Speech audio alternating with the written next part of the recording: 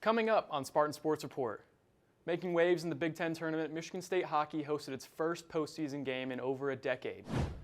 We have reaction from Coach Tom Izzo at the Breslin Center after extending his postseason streak to 26 consecutive years. And Coach Robin Freilich has the women's basketball team back in March Madness after missing each of the last 2 seasons.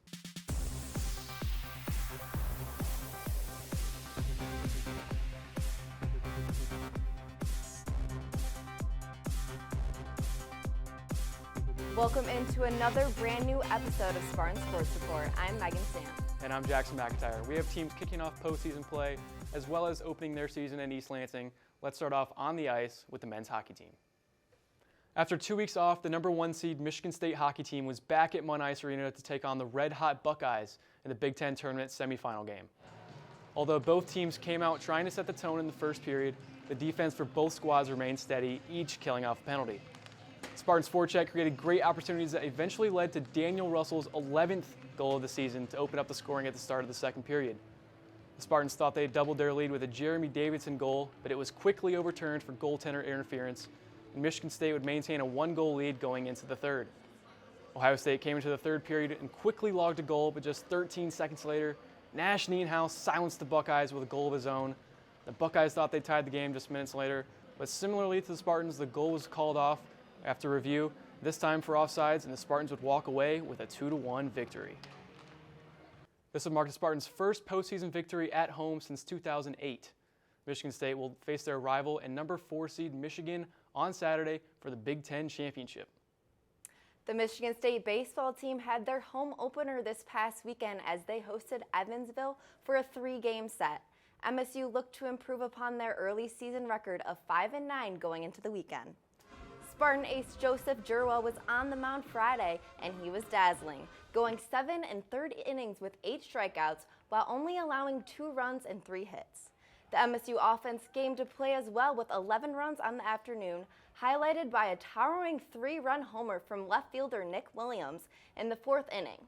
The Spartan offense recorded 13 hits on the day, including 3 from freshman Ryan McKay in the 11-3 win. Michigan State would drop the middle game of the 3-game set in 11 innings, but resumed action on Sunday for the rubber match. Nick Ferrazzi took the mound for the Spartans Sunday as he looked to shut down the Purple Aces. MSU got on board early on a 2-run double by second baseman Ryan McKay as the freshman continues his hot start. The Spartans continued the scoring in the third on an RBI triple into the right field hill by Jack Frank.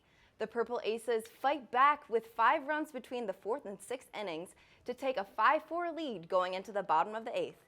But MSU would rally with 2 runs, including a go-ahead bases loaded by catcher Noah Bright to give the Spartans the 6-5 lead. Tommy Shapansky would pick up the save in the top of the 9th to secure the win for the Spartans as they take 2 out of 3 from Evansville and improve to a 7-10 on the season. The Spartans have 4 more games this upcoming week, including a midweek matchup at McLean tonight. After that, they'll head to College Park for 3 games against the Maryland Terrapins over the weekend. Michigan State began their Big Ten tournament run with a second-round 77-66 win over the Minnesota Golden Gophers on Thursday. MSU kept the pace with number 1 seed Purdue in the quarterfinals until the final minutes, but Zach Edey's 29-point performance led the Boilermakers to a 5-point victory. The Spartans endured a stressful selection Sunday until finally hearing their name called as a 9 seed to be slated against Mississippi State in the first round of March Madness. Here is Izzo with more on his thoughts before his 26th straight NCAA tournament appearance. Now that it's over, it's time to get ready for Mississippi State. And we have played good enough basketball at times to still be very good, and we've unfortunately still have some consistency problems. To a game last week, and that was his text, bring your hard hat. So, which is okay, you know, we're not as physical as teams we've been in the past, but I think we're more physical when we geared up for an Illinois or a Purdue. We've done a pretty good job on the boards. We've done a pretty good job competing, and it's going to have to be that times 5. 3 guards in Tyson, Jaden, and AJ. We've still got a chance to be really good in those positions, and those positions are usually what helps you win in tournament play. Malik, as I said, has been as steady as anybody, and I do think we're getting a little bit more out of our centers in different ways. Even Marty rebounded the ball like a madman last game. We'll need that. Streaks are meant to be broken. Records are meant to be broken. I'm sure the day's going to come one way or another, but it just seemed like we had worked our way over the hump. It's been a hell of a ride, and it's not going to end. And if we wouldn't have made it, I would have tried to start another streak, But so we're probably more consistent than I gave us credit for in that stretch. And that's why I still believe we can. Now, if we don't play at that level, we'll be coming home Thursday night. Despite falling to Nebraska in the quarterfinals of the Big Ten tournament, the women's basketball team's season isn't done just yet. The Spartans still punched their ticket to the dance. After finishing with a 22-8 record, Coach Freilich and her squad earned a 9 seed. They are set to face off against the 8-seeded North Carolina on Friday at 11:30 a.m. This would mark the first time since 2021 that the women's team is heading to the NCAA tournament, and Coach Freilich becomes the first ever women's basketball head coach in program history to punch their ticket to the NCAA tournament in the first season. Just really happy for our team. I know coming into the season, this was a target they've talked about from the beginning, and it's hard to make this tournament. This past weekend was action-packed for the Michigan State women's tennis, with the team playing in 3 matches. The Spartans started off their Big Ten season on Friday with Penn State, which ultimately ended in a loss 4-1. MSU bounced back the following day against Youngstown State, winning their final non-conference match 4-1. The final match of the weekend took place back in East Lansing against 11th-ranked Ohio State. While the team fought hard, the match ended in a loss 4-2. Sophomore Matilde Morais upset ranked opponent Luciana Perry in straight sets, and Morais battled the first set in a tiebreak, winning 10-8, and then continued to win the second set 6-4. After this weekend, the team's record sits at 9-7 overall and 0-2 in conference play. Women's tennis looks to add to the win column at Rutgers this Friday and then at Maryland this Sunday. Over the past weekend, MSU softball played in 4 games in the Garnet and Black Invitational in Columbia, South Carolina. In what was an exciting start to the Invitational on Friday, MSU rallied from down 4 runs in the bottom of the 7th inning, scoring 5 runs to defeat the Minnesotan Golden Gophers. Later the same day, MSU fell to number 22 ranked South Carolina 8-0. The Spartans finished off the weekend dropping 2 games, one to North Carolina State and the other to number 24 ranked Boston.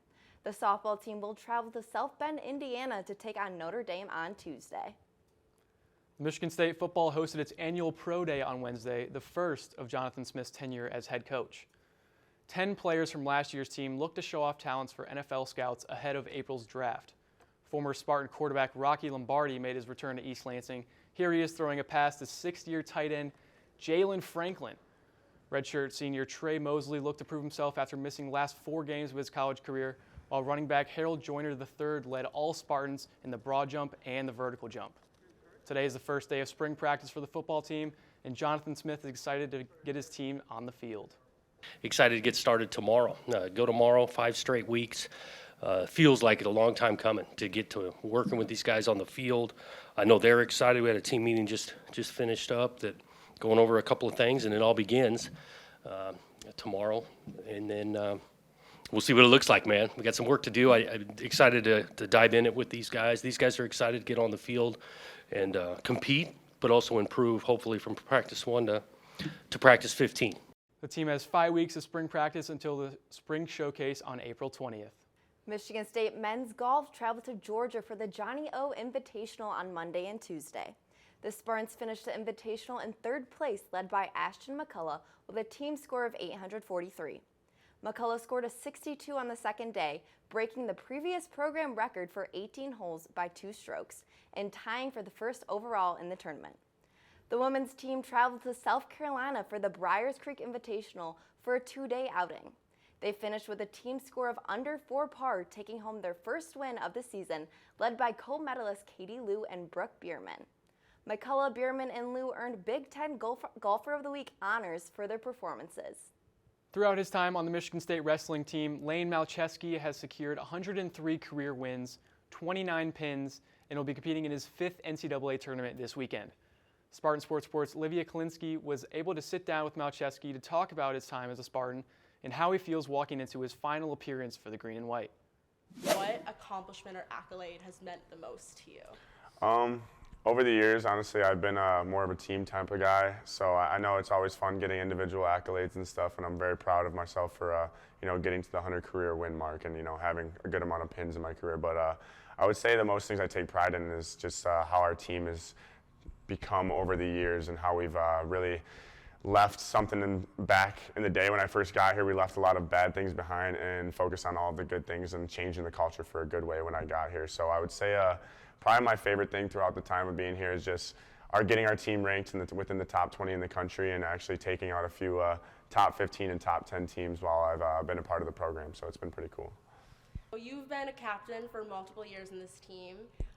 What is the one thing you'd love for the younger wrestlers to have learned from you as a mentor over these past seasons? It's actually something I've really been taking seriously and talking to these younger guys about is leaving things better than the way you found it.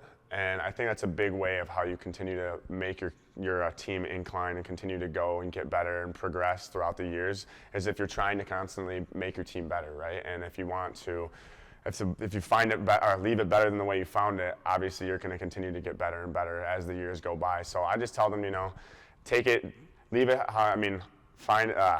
Leave it better than how you found it, and kind of just take your time with the whole process of things. This is something that we get the chance to do. It's not something you have to do. You get the opportunity to be in a Big Ten D1 wrestling program, and it's a big deal. So they just got to think of it as not a normal thing, and continue to enjoy the process of it. Looking towards Kansas City, how has preparing for this NCAA tournament been different or not been different, considering it's going to be your last one? So I've been trying to not think about it as much of this is my last one, oh my gosh, I'm so worried this is my last thing. I'm just more thinking as, okay, it's I get one more chance to do the things I love, and you know what, if it ends how it ends, it's just what it is, however it ends. I just gotta go out there, leave it all on the mat, and just try to enjoy my time while I have it. Obviously, I got one more weekend of being a competitor for the rest of my life, and just I don't want to dwell on being worrying about wins and losses too much. I just want to worry about enjoying myself and really having fun with the time I have left. Joining Malcheski at the NCAA tournament will be Tristan Lujan, Jordan Hamden, Chase Saldate, and Caleb Fish. The group is heading to Kansas City on Tuesday with their first round matches slated for Thursday. That will do it for this week's episode of Spartan Sports Report. Make sure to follow us on all of our social media accounts below to stay up to date on all the Spartan sports. I'm Jackson McIntyre. And I'm Megan Samp. Thanks for watching.